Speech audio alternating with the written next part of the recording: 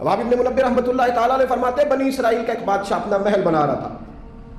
एक बूढ़ी औरत की कुटिया भी महल में आ गई, झोंपड़ी, बेवा औरत है, लवारस है, औलाद कोई नहीं। बादशाह ने उसको कहा कि अम्मा जितने पैसे तू कहेगी ना मैं दे दूंगा, मेरे हाथ बेच डाल। तो कहने लगी मैं देहाती औरत हूँ, पता है ना बच्चे टाउन में चले जाते हैं, पर अब्बा कहता है मुझे गाँव में रहने दो।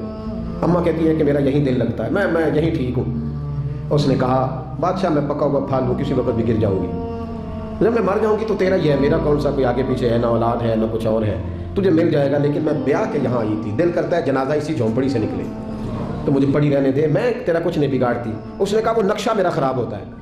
कई लोगों का नक्शा, हाँ बड़े लोगों के नक्शे ख़राब होते हैं। ये नहीं पता कि अगर जुल्म करोगे तो कब्र का नक्शा भी ख़राब हो जाए। हाँ कब्र का नक्शा भी ख़राब हो, का मेरा नक्शा ख़राब होता है। रास्ते में आता है ना तेरा वो झोंपड़ा कच्चा मकान, तो उठा इसको।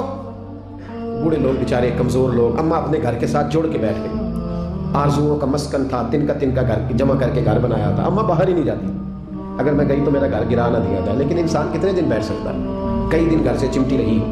आखिर एक दिन इंसानी ज़रूरत की खातर घर से बाहर निकली, चंद घंटे दूर गई थी। बादशाह ने पहले से बंदोबस्त किया था कि जैसे निकल जाए ना तो बिल्डोजर चला देना, जो उस वक्त सहूलत की, गिराना फटाफट। हमको पता जिन्होंने कब्जा करना होता है वो तो रात को दीवारें बना के छत भी डाल लेते हैं, जिन्हें कब्जा करना होता है ना नहीं, और रात में ही सारी तैयारी मुकम्मल होती है, दीवारें चुन के और छत भी डल जाती है, ताला भी लग जाता है, गेट भी, सब कुछ ठीक हो जाता है, रातों रात ही निजाम हो जाता है। फौरन गिरा दिया उसका मकान।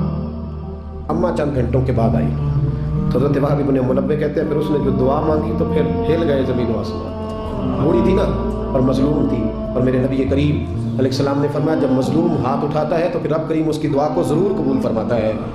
उस औरत ने हाथ उठाए और दुआ मांगी, कहने लगी ऐ अल्लाह मैं तो मौजूद नहीं थी पर तू तो मौजूद था ना, अर्श के मालिक मैं तो मौजूद नहीं थी पर तू तो मौजूद था। मालिक तेरे होते हुए मेरा गरीब का घर गिर गया। रब करीम ने हज़रत जिब्रील अमीन को हुक्म दिया कि ज़रा दौड़ के जा और इस बादशाह का महल उठा के इसके ऊपर गिरा दे और ये बस्ती तबाह कर दे। जिन लोगों ने एक मजलूम की सारी कुटियां बहा दी, कहा वो महल, वो मिस्त्री, वो साथ शामिल होने वाले, वो इंजीनियर, वो एक ही जगह तबाह कर दिए गए। और मेरे नबी करीम सल्लल्लाहु अलैहि वसल्लम का फरमान निसाई में मौजूद है, अगर किसी एक शख्स के कत्ल में सारा कबीला भी शामिल होगा तो अल्लाह सबको सजा दे।